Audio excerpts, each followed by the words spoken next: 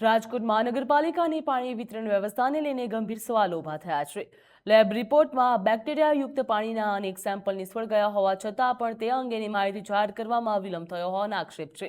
વધુમાં એવો પણ દાવો કરવામાં આવી રહ્યો છે કે અંદાજે 9 લાખ લોકો સુધી સંભવિત રીતે બેક્ટેરિયાયુક્ત પાણી પહોંચ્યું હતું।